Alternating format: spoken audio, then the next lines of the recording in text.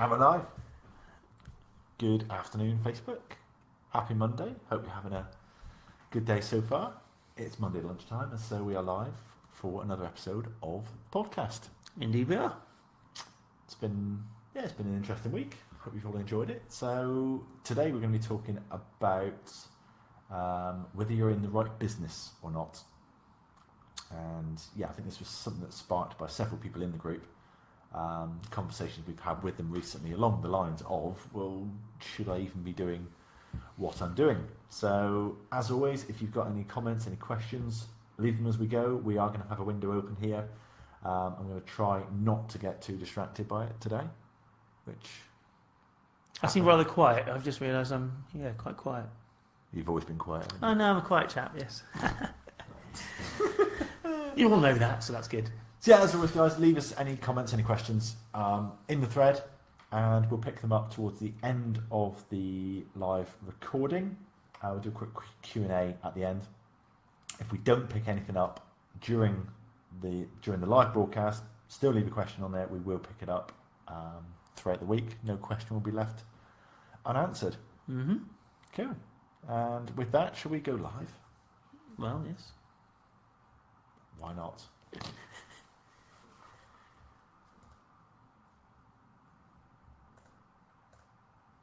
Hey everybody, and welcome to episode 11 of the Big Idea Podcast. My name is John, and I'm here as always with Jason.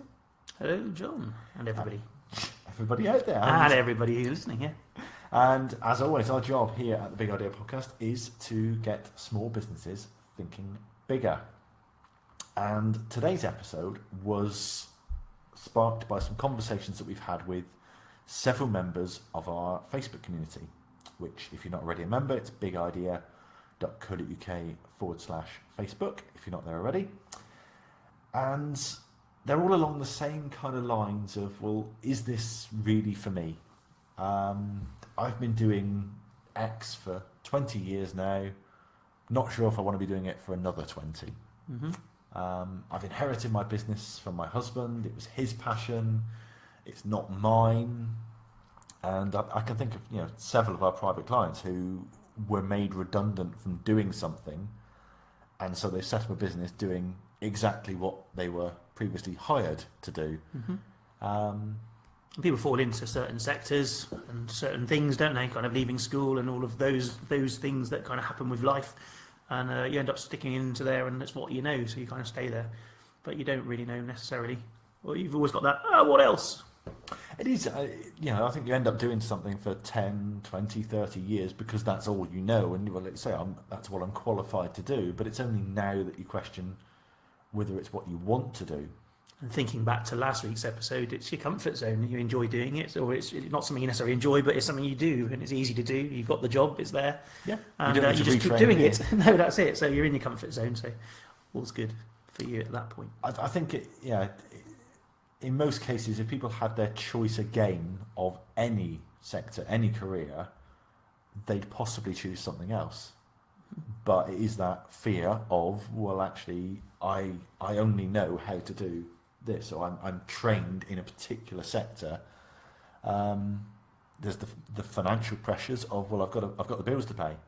So what do? Well, I know how to do legal work. I know how to fix cars, so that's what I'm going to do for my business. I'm going to go and fix cars. I'm going to go and do legal stuff. It's we went through it, didn't we? Because we both ended up doing something very different to what we started out with. Yeah. I've had several areas of places to work, completely different places, to be fair. Mm-hmm. I've always, through childhood kind of thing and growing up, I've always been into helping people and working with others. So I fell into nursing. Well, that's what I wanted to be. I was in St John Ambulance before that for many years, and then went into nursing because that's kind of almost not natural progression, but that's kind of what I did. It wasn't until my last placement while I was nursing as a student that kind of like actually the care that I want to give, I'm unable to give, and this, the kind of the service to the patients really wasn't what I thought it should be. Kind of got a bit disillusioned, and so fell out of that, having qualified when into mobile phones after that. It was just as Orange was taking off in this area. Went into mobile phone shops and opened up a few other shops around, and did that for 2 years before opening a bar. So that is the opposite of natural progression. That wasn't natural progression. That was because right person, right place, right time kind of thing. And again, much like joining Big Idea with you, John, it was somebody who needed some help, and I said, well, I need to do something right now, and that was what I kind of did, really. So then we took our bar on together, and then kind of did a bit of market research for a while, but that was it, really. So, and then fell in with you. Yeah. So what was your? I want to nail down, because you made a big. No, I mean you started off doing something that you really wanted to do. Yeah. And you were passionate about that. Mm-hmm. And it was all mapped out for you, wasn't it? You had that. Well, I know what I'm going to do. This is the career path I'm going to take. And then when you actually got into the role, it's like, oh, yeah, this isn't what I thought it was going to be. Mm-hmm. And then, at what point did you think, right, because you got that sunken cost of, well, I've put 5 years into this, or I've put... Well, absolutely, yeah. I mean, that's it. I mean, it's for 3 years. I mean, fortunately, at that point, there wasn't the tuition fees, I guess. Having said that, I've well aware that it's cost £80,000 or so to train me in those 3 years. But, I mean, it's just, the kind of stuff that I was witnessing on the ward at that time, kind of thought, actually, I had a couple of good placements before that, but it was just, it was care of the elderly, and there's a lot of issues on the ward without divulging anything in particular. There was lots of issues, lots of things happening. The ward was later closed down after I'd left, but by that point I'd already kind of, actually I don't want to go and take a placement, so I kind of, I don't want to go and get a job as a nurse straight after that. And my idea was I was going to take a short break and kind of get my thoughts together, and then apply for something and go and work on a ward. That was my original idea, but the mobile phone thing took off, and I kind of stayed with that really for probably 2 years or so. Okay, so it was a sabbatical to begin with then. Well, it was really, it was kind of like, actually, I've had this really bad experience, and it was really bad experience. That's what I'd have really. And do you think and I was not empowered to do anything about it at that time, and so I couldn't make the difference that I thought I should be making as what all nurses should be doing really, and I couldn't make that difference even from whilst I was only a student. I was also chair of the Institute of Health at the university. I was also a student representative on the unions and stuff, so I kind of had a voice. And I'm a strong person, so at the end of the day, the other people that went to that same placement came back into the college and weren't and were relaying horror tales that I kind of had. So it was something which I just couldn't do anything about it, and I felt unempowered or disempowered to be able to do that, so I kind of left. Do you feel that when you went into the mobile phones, then, do you think that all of a sudden you had this regular wage coming in, that you almost then felt, well, okay, I may not be doing what I was passionate about, what I really wanted to do, but hey, at least I've got a job, at least I've got an income coming in?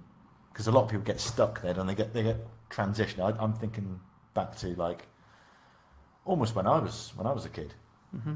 And I didn't really know what I wanted to do, so I ended up working in an office, and I ended up in the civil service. And then before you know it, I've done 6 years in the civil service, because I don't think that at was least really... I've got a nice, safe, secure job. I know mobile phone's not necessarily safe and secure, but you had that regular income coming in. To be fair, I think I got kind of the buzz really. It was kind of like something completely different. It was sales, so it was still meeting people and doing all of the things that kind of enjoyed up till that point in terms of dealing with people.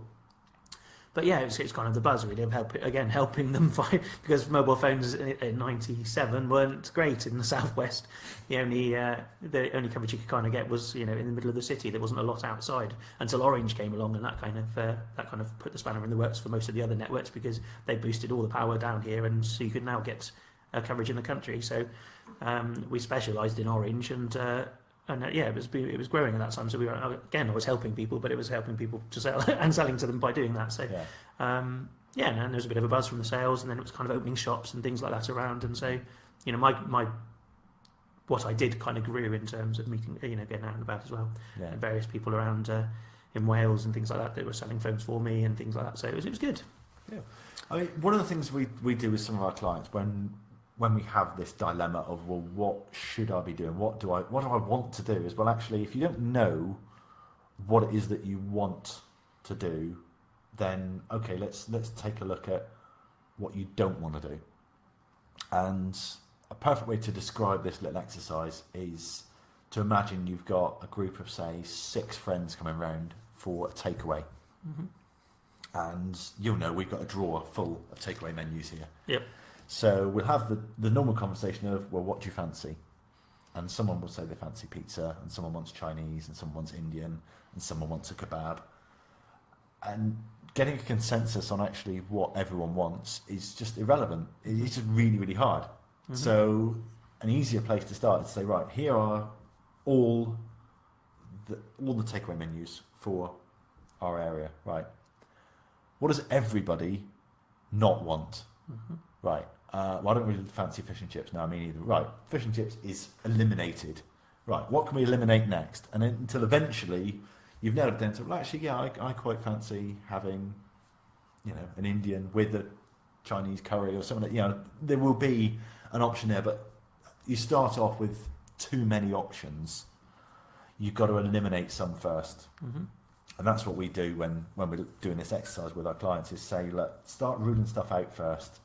Then that confusing menu of 10,000 potential different careers, potential different jobs becomes a little bit more manageable.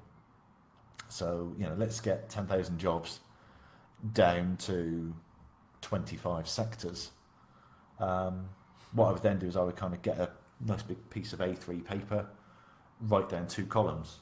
Column 1 is stuff you want, column 2 is stuff you don't want, and then just list the characteristics of your dream job and of your nightmare job. And again, I'm using the word job here, but job could be business, mm-hmm. could be lifestyle, could be anything. But under each column, what you want, what you don't want. So do you want a sense of purpose? Do you want to be positioned as the expert? Do you want lots of money? Do you not want to commute? Are you happy to commute? Do you want to work in the big city? Do you want to work with lots of people? Do you want to work one-to-one with clients? Do you want to work one-to-many? Do you want to travel the world? Are we doing client-facing? Are we doing remote stuff? Are you going to be suited and booted? Are you going to be, Mr. Pinstripe, Mr. Professional, or are you going to be fun? What? Think again. Also, what would you do for free? If someone was to say, look, you've got to do this for the rest of your life, but you're not going to get paid for it, well, then you've got to enjoy it. So what would you do for free? Think back to when you were a kid, when you were, say, 5. What did your dream of being when you were 5? And I think you're probably going to say train driver or astronaut or something like that. I have no idea what I thought about when I was 5, to be honest. What had happened 5 minutes ago, John? Well, we know that. We were having a conversation before we came on air, and we couldn't remember what happened in December, which was only 2 months ago. So, what about when you were 10? What about when you were 15? As you're going through mm-hmm. puberty, you're growing up, you're becoming an adult, and you had the whole world ahead of you. Possibilities were endless. Well, what did you want then? So I said, what would you do for free? But what do you do for free? What are you already doing? You're already doing it for free. Mm-hmm. You said about helping people. Well, that's clearly going to be in your want column. You want to help people. Yeah. So, that's number 1, very high on your list of priorities. But then it may be, well, I don't want to travel. So living in Plymouth and working in London is out of the question. So you're starting to narrow things down by saying, well, actually, I can rule out this job or this career or this business because it doesn't give me what I want, mm-hmm. or it's got an element about it, a characteristic that I don't want. And you just start to narrow that list down until you've got a much more succinct field to the type of business that you want to run, rather than what do I know? Mm-hmm. You could have very easily said, well, I don't, I'm not going to become a nurse now, but I could work in the care sector elsewhere because that's what I know. Yeah. Whereas actually you've been able to say, well, I can take the element of nursing that I enjoyed and I can put that into use in other roles mm-hmm. in many different sectors, from marketing, from sales to bar work, to market research. You've done all that, but carrying the same characteristic across. Yeah. And yeah, at this stage, don't worry about what salaries are, what qualifications are. I mean, you know, someone said the other day, if I was only paid to do the stuff I was qualified to do, I'd be pushing a broom somewhere. And you know, you know, don't worry about, oh, I can never do that because I haven't. You need to have this qualification. You need to have 5 years experience. Oh yeah, the money isn't there. But don't worry about that. We're looking to see what your dream role is, and then we worry about how to get it. Because you know, if you want to know how to go and get your dream job, well, the main thing is go out there and take it. You know, work for free, learn, network, become the expert. Go out there and literally just hammer on doors of the people who have got the opportunity that you want, so that they know who you are and that you have got a burning passion for this and that this is what you want more than anything else. You're not just every other job seeker out there. You're not just, you know, can I drop my CV off? No, I really, really want to do this. You know, I want to work for free. You know, what needs to happen for me to come and learn from you and learn what you do? So I would offer to work for free alongside what you do now. Obviously, I appreciate for a lot of people the bills need paying. You know, they've got family, they've got commitments. Without burning any bridges, go and offer to work for someone for free who's doing what you do. They'll probably wonder what the hell you're doing, because people don't tend to walk in off the streets, certainly in this country, and say, can I come and work for you for free? But if you're open and honest and say, look, I'm interested in doing this, and you know, can I actually do it? Well, I don't know. You know, you never find out until you actually start doing it. You will find out, is it as wonderful as I think it is? As you found out with the nursing, it wasn't what you made it out to be. But actually, if you'd started off going down that road of, well, how do I find out whether I want to do this? Well, the only way to do that is to go out and actually get the experience. If it is as good as you think it's going to be, well, then you're going to gain the contacts, you're going to gain the experience. And which is what I guess what I did really when I was growing up and going into St John and doing all the first aid for 5 years, I guess 6 years maybe, and over 20,000 hours of public duty, as they like to call it. It kind of set me kind of up with that really. And it was very easy to go and get into nursing then with the nursing interviews and whatever else, because I had that prior level of experience, which as employers we know, you get a CV land on your desk, you skip over the qualifications, and the first place you look is experience. You know, well, what experience have they got of this? What's their attitude like? That's the key thing. But with volunteering, you can try several very different things. So you could volunteer for somewhere at the weekends doing animal rescue stuff if you think you want to work with animals. But actually, you may also think that I want to work in the care sector. Well, volunteer at a care home. In the lunch hour or something like that. You can do 3 or 4 different things to actually find out exactly what it is you want to do. It's a lot easier if you are passionate about it. I mean, we've run several businesses over the last 17 years, and some of them we've been less than passionate about. They've been a means to an end. We've done things for the money, and yes, sometimes that's what you need to do. The bills do have to be paid somehow, but you also need fulfillment. You need job satisfaction. If you're running your own business and you don't like your job, well, that's your fault, isn't it? And I was chatting to one of our members in the Facebook group last week, a lady who we know from several years back called Hannah. Hello, Hannah, if you're listening. Hannah used to run a digital marketing agency here in the UK, and about 3 or 4 years ago now, she made what at the time seemed a strange decision, which was to shut down her business here in the UK, and she emigrated to Barbados. And maybe not quite such a strange thing to do. Well, it's not. From the outside, you look at the business she had, and you say, oh, that's a successful business. It was going well. She had a couple of employees. She was starting to work with some blue chip companies. everything looked rosy from the traditional success point of view. Oh, she's got a successful business. But, what was going through her mind was, and these are her own words, so I'll read off here now. She said, it was the fear of what I would actually be better at. Is the grass greener on the other side? Starting from scratch rather than in my current environment. She felt jaded by the business, and she felt that she wasn't able to do what she loved anymore because she had to deal with HR, accounts, and all the paperwork bullshit. She said getting a job when you've got business owner on your CV, or trying to explain on a CV what you're good at when people don't necessarily understand digital marketing. She felt that it was taking a step backwards, not going forwards. People always want to go with this forward progression, forwards. But actually, what happens when you want to get off that conveyor belt? And finally, we kind of touched on it earlier, people think you're nuts.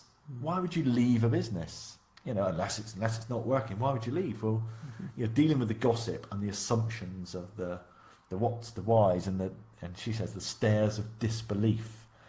That why on earth would you do this? Now, first of all, I want to say, Hannah, thank you so much for sharing this, because it's a traditional way to all be tub thumping and how's business? Yeah, it's brilliant, it's fantastic, everything's great.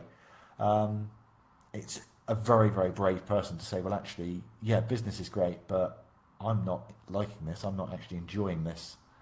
It resonates with lots of people. It's like, in fact, Hannah's managed to put it down into words for us and kind of share that with us. And I'm sure lots of you listening now would be feeling the same kind of thing. I can't leave what I'm doing because what will people say? Yeah. It's not expected of me. Why would I shut down a successful business to go and live in Barbados? I mean, others have got to have similar feelings to that. Mm-hmm. I mean, for Hannah, the only way she could find out if that grass was greener was to shut up shop and go for it. Mm-hmm. I mean, it's not all beaches and rum cocktails there for her, I think, but she's happy there, and that's the important thing. She messaged me and she said, I'm doing well here now. I've got, I think she said, 2 cats, a dog, and a man. So, she's happy, and that's the important thing. You could look at it and say, well, but she had this business; it was earning X amount. If she'd scaled it up, she could have achieved X, Y, Z. She could have got a sale out of it. That wasn't what she wanted. Mm-hmm. What she wanted was, I think she'd been to Barbados several times in the previous couple of years. She'd got massively into scuba diving. What she wanted to do was live in Barbados and go scuba diving lots. Right. And that was her why. If she had her wants and don't wants, then Barbados, the where, was actually perhaps more important than the what she did. Yeah. And there's lots of people like that. I was listening to a podcast the other day with someone who, I think she worked in the fashion sector. And she said that it didn't matter what she did. She didn't care, what her career was. The only thing she wanted was, I'm going to live in New York City. And ended up, she lived in Manhattan, and she was spending like 80% of her wages on rent in this tiny little loft. But she was happy as a pig in whatever, because she was living in New York, which was where she wanted. So again, where do you want to live? Where do you want to work? That is a big, big thing for us. It's Devon. We could earn more money based just outside London. But for us, living here where it's, green countryside everywhere, and it does take you 5 hours to get to the centre of London, that's a big why for us. That's something we touched on earlier with the nursing and the caring, is you don't need to love what you do, but you do need to love an element of it. Mm-hmm. So a good example of that is one of our businesses, Free Racing Tips. This is a horse racing online tipping membership site, and we're not passionate about horse racing, but we are passionate about marketing, so we focus our efforts there. So for the working in the business, the doing, we bring in someone who is passionate about horse racing. So we've got a full-time tipster who works for us. He lives and breathes horse racing. He's racing nuts, isn't he? Yeah. I mean, if we were passionate about horse racing, it would be really easy for us to spend all day in the business. So we could rock up in the morning, we could read the Racing Post, we could spend the afternoon watching racing, and we could say, there we go, I've had a hard day's work, I've worked today. But that wouldn't drive the business forward, because we wouldn't actually sell anything, then we wouldn't actually be earning any money, but we'd be scratching an itch. To move the business forward, we need to work on the business. That's the marketing, that's the systems, the processes, the stuff that we do love. So we love working on businesses, and we bring in people to work in them who love doing the do. And I was thinking when we were planning this episode how I actually discovered this love of marketing. Because thinking back again, we said before about when you were a kid, and I remember being a teenager, probably 14 or 15. Yeah, but no, probably 14. And we had a careers teacher in school. They come in and they tell you, you do an aptitude test, score 1 to 5 or 1 to 10 on each of these statements that you agree with, and we'll tell you what jobs you should do. And one of them was judge, I remember that, but the one that leapt out at me was marketing, because as a like 14-year-old kid living in Plymouth, I'd never really heard of marketing. So it jumped out, this is what I should be doing. And I went, oh, okay, what's that then? And the careers teacher basically put me right off it, and he said, oh, well, yeah, that's kind of selling stuff. Yeah, you wouldn't be able to do that down here. You'd have to move to London if you want to do that. Right. I was like, oh, right, okay. I won't do that then. And it just literally, I was completely discouraged from doing what I'm actually really passionate about, what I love doing, by basically an awful careers teacher at age 14. But clearly, the aptitude test, I think it's probably down to the fact that, well, I don't have a course here that's marketing. I'm here to sell you these courses. How about business and hospitality? Or how about I ended up doing business studies in the end, because that was the closest thing to marketing. Because I wanted to work in business. I wanted to do marketing. But no, I ended up learning all about how to work out VAT and case studies of Rolls-Royce engines, I seem to recall. But and then that led to me working in the civil service for 6 years. So that was a complete waste of my time. So when I set up the first business back in 2000, I self-taught myself marketing, and I loved the reactionness of it, because the better my marketing is, the more sales I make. So I just kept on learning, and I always think when you're in the right job or the right business or the right sector, you just know. There's no, if you're wondering, am I in the right business? Am I in the right sector? Then in my opinion, you're probably not. Or at least you need to find a part of that job that you do love and get someone else to do all the other bits. I mean, you remember what I said to you after we recorded like the first episode, or the first 2 episodes of this podcast? I said, I've just found what I want to do with the rest of my life. Yes. And I said, yeah, we switched off the microphone, and it was like, mate, that was amazing. Absolutely loved that. I tell you what, I could do this.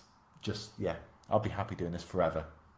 There's very few businesses that I've launched that I've had that feeling about. But yeah, this podcast was one of them. It was just like, this is it. This was what I was meant to do. And there's actually, I'm gonna bring up another story here now, because when I was a kid, I actually wanted to work in radio. This is probably pre-careers teacher. This is probably between 5 and 10. I wanted to have my own radio show. I wanted to spend my days chatting to listeners all over the world. Then obviously I had that careers teacher tell me, no, you should be working in marketing. Well, it then took me another 24 years to put the two together and realise that actually what I should have is the 21st century equivalent of a radio show, which is a podcast, and I could do it about marketing. So when are you going to start that then? I mean, going back to that, would you be happy doing this for the rest of your life? And that's a question that anyone's going to ask themselves. If you're thinking, well, am I happy in this business? Would you be happy doing it for the rest of your life? Not just 20 years, not just until you retire, but for the rest of your life, because certainly from what I've learned over the last few years with the pensions crisis and the way that the financial system in this country, in fact in the world, is set up, I would say most people under the age of 50 will be working for the rest of their lives, or certainly the majority of it, I think. Mm-hmm. If you're planning on retiring at 60, 65, I think you're in for a rude awakening, because I think most people, certainly my children's generation, the majority of them are going to live to 100. You cannot have 35, 40 years of retirement based on only working 40 years. No. My kids are going to be working, I reckon, until they're at least 85. So if you're going to be spending, if you're going to start at say 20, you're going to have 65 years of doing something. So if you're going to spend the majority of your life doing something, well, why not enjoy it? It's important. You have to enjoy what you're doing, because if you don't, it's that drudgery. You just no passion for it, and it's just one of those things, isn't it? Yeah. You just have to love doing what you're doing. It is. I mean, think back to when you were a kid. How many times were you asked, "What do you want to be when you grow up?" You were asked loads of times. It was like several times a year at least. Mm-hmm. So think now, what was your answer at age 7? What was your answer at age 13, age 17? What's my answer now at age 39? What's your answer at age 53? However old you are now, still ask yourself the question, what do you want to be when you grow up? Mm-hmm. So you're 60. You thought you were going to retire, but actually you've probably got another 25, 30, 40 years on this planet. What do you want to be when you grow up? The world's changed. And to be honest, I think from the generation above us, I think when they went into the workplace, they stayed there for the 45 years and worked the 45 years and then retired, whereas I think our generation now is very transient in terms of occupation, and that you do fall into something and then you move on to something else and something else. So much like my career path, really, I've moved on and on, from different things. I think that's acceptable now. So when we looked at some of Hannah's things that she was saying earlier about what do other people think and that kind of thing, it's less important, I think, these days than it was, certainly for the generation above us. Mm. No, definitely. I think it's for the generation above us, it was, I don't want to say easy, but the career path was simple. Mm-hmm. You went to school, you worked hard, you finished school, you got a job, and then you pretty much stayed at that job for 40 years, and then you retired, and you went and played golf, and then 10 years later you died. Mm-hmm. That's completely changed now, and the idea of going to school, working hard, getting good grades, getting a job, nice, safe, secure job for life, doesn't exist anymore, because the world is changing so fast, so rapidly, that I think people have got to adapt to that. And it's like, if you're going to do something, do what you love. When you're 7, the world's full of possibilities. Everyone wants to be an astronaut or a princess. And by the time you're 17, the educational system has ground you down and told you to be more realistic, narrow your options. And now, as an adult, those options are as slim as stay with what I've always done, stay with what I'm qualified to do, push brooms, or I don't know, and just automatically shut down and say, well, I don't know what I want to do. But we've found, or certainly I've found, what I want to do with the rest of my life. So if you would like some help finding your purpose, finding your way, finding your reason for doing what you do, come and join the Facebook group, which is bigidea.co.uk/Facebook, and we'll keep this conversation going. There's a thread in there all about this week's episode, and we'll be in there for the next few weeks to kind of dive in there. If you're not sure what to do, if you want to upload your wants and don't wants list, let us know. We'll have a go through that with you, and we'll help you find your purpose. And Jason's purpose right now is to come up with another tool of the week. So what have you got for us this week, Jason? Oh, is that time already, is it? That's good. This week, I know you've spoken when Rob was in my seat. You talked about Meet Edgar, which was a social media scheduling and kind of almost automated kind of tool really, which posts for you in your Facebook. I want to talk about Hootsuite.com this week. This is a little bit less automated in terms of you can still schedule your posts that you want to do, but you kind of handcraft them. The thing I like about it is it can put everything in one place on a dashboard. So if you've got a few social media accounts, they call them profiles, you can have them all come into the one, so you don't have to open up your Twitter feed and your Facebook page and see what people are commenting on and that sort of thing. It automatically appears in your dashboard on Hootsuite. So it's a bit of a time saver for me, and I kind of like doing that. And if you want to post from there, you can certainly choose which of your things you want to post out to, or all of them. There's a free trial kind of thing, or it's a 30-day free trial on all of their plans, but they do have a free plan which lets you have 3 social profiles. So you can have your Facebook page and your Twitter page and your LinkedIn page, if you like, in there, and it will give you all the news feed coming through and any messages that you have coming in all into that one dashboard. Okay. Okay, that's good. Good. No questions. I like it. I do questions. have a question because for me, social media is designed to be social. Mm-hmm. And I've seen people use Hootsuite well, and I've seen people use Hootsuite badly. Mm-hmm. And I think the people who use it badly are the ones who use it as a broadcast media.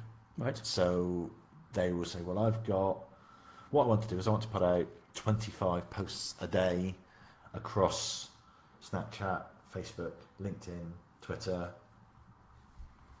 and other social devices. Yep. And they literally they'll put the same message out there and they'll just blat it out, and you get to know just by looking at someone's feed, oh, that's not a real person, right? No, that's just a bot. And quite often you'll see powered by Hootsuite, and put a lot of thought into the messages that you're putting out there. We talked before about market message media. Always start with the market. It's who's going to read this and is it relevant for them? I think it's far too easy to just say, well, I'm going to chuck out a load of content. And Hootsuite's great if you've got a lot of content and you want to set it out there. Yeah, you can build a campaign in there and that kind of thing. But again, I guess Facebook itself has worked against that kind of thing with its algorithm, and that's why if you've got a Facebook page, it doesn't get shown to people who've liked your page anymore unless they do a lot of interaction with your page. And it's for that reason, really, or you pay, of course. But that's the kind of reason, because there has been a lot of tools like Hootsuite and all the rest of it, and all the rest of them which are there, which automatically post the content into the platforms. And so, I guess it's kind of worked against that a little bit and kind of backs up your. But then that's Facebook's job, is to show its users the most relevant content. So if your content isn't being shown, that's because it's not relevant enough. So. A little diversion there. Anyway, it's a diversion, yes. So we'll be back next week, guys, with another episode of the Big Idea Podcast. We are going to be talking staff next week. So this is a huge episode. I don't know how we're going to keep it to 30-35 minutes. It's going to be big because we talked about staff today, and we talked about staff last week, and I think the week before as well. It's a recurring theme, certainly for a lot of our sort of private clients and the members in the Facebook group. It's just hiring that first member of staff, what to do when you get a good one, how to find good ones, how to get rid of bad ones, all the minefield of stuff that can happen with staff. So we'll be opening that Pandora's box, that can of worms, on next week's episode. In the meantime, don't forget to get yourself into the Facebook community. bigidea.co.uk/Facebook. That'll take you to our group. Cool. You can comment on this episode in there. You can watch the live recordings of the podcasts. Let us know what you want us to cover in future, and just have a chat with us. It's the best way to kind of talk one-to-one with us, really. Other than that, we've got the show notes, which are available at bigidea.co.uk/podcast. We'll include links in there, as always, to everything that we've talked about in this week's episode, video of the recording, transcription, everything, all on the website, bigidea.co.uk/podcast. It also has links in there for your iTunes account, or for your iTunes if you want to listen to the podcast on iTunes, or the Stitcher if you want to listen to it on your Android, or again on your iPhone as well.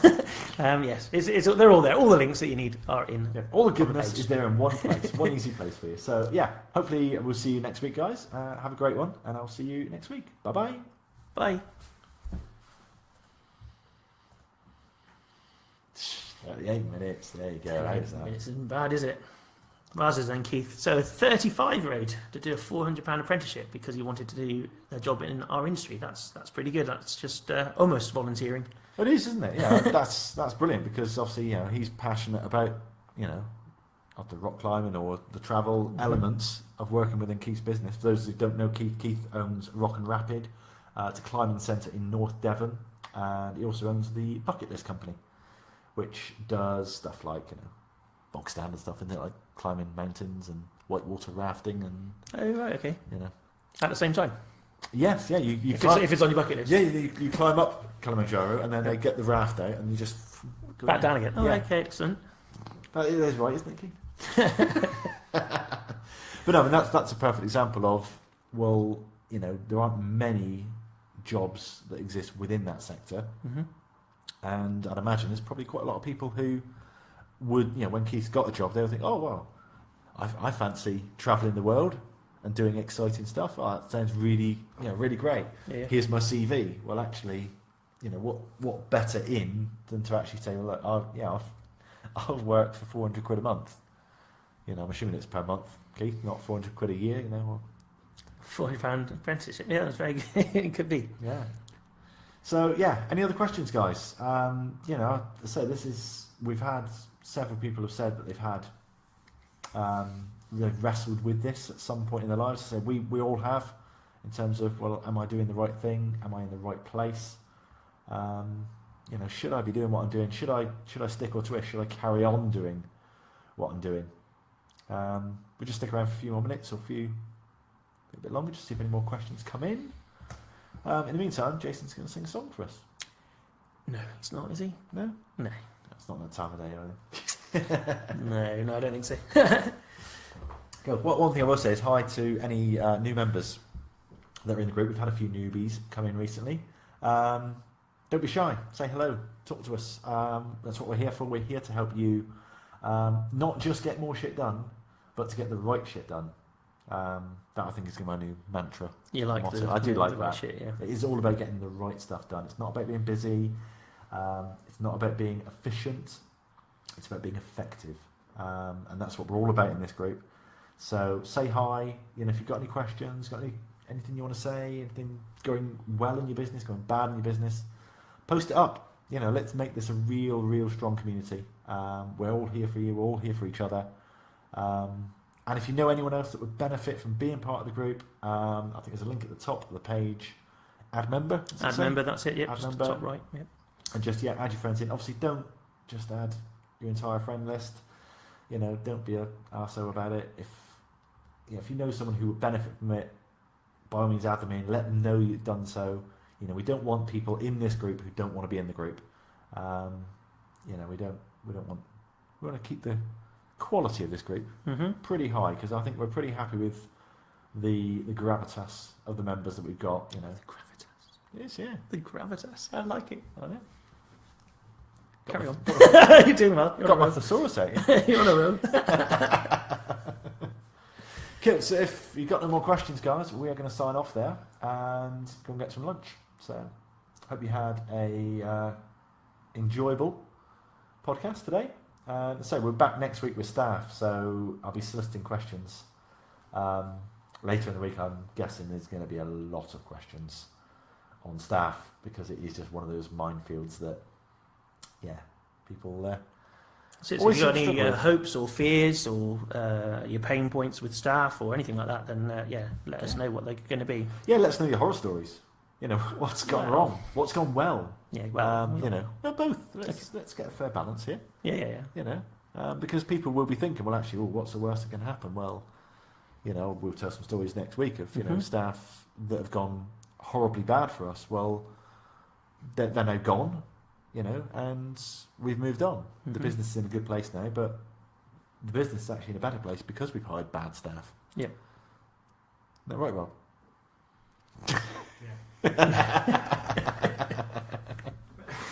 Oh dear. Cool. Right. I'm gonna sign off. See you later, guys. Have a brilliant week. Don't forget, don't just get shit done. Get the right shit done. See you later. Do it. Bye. Bye.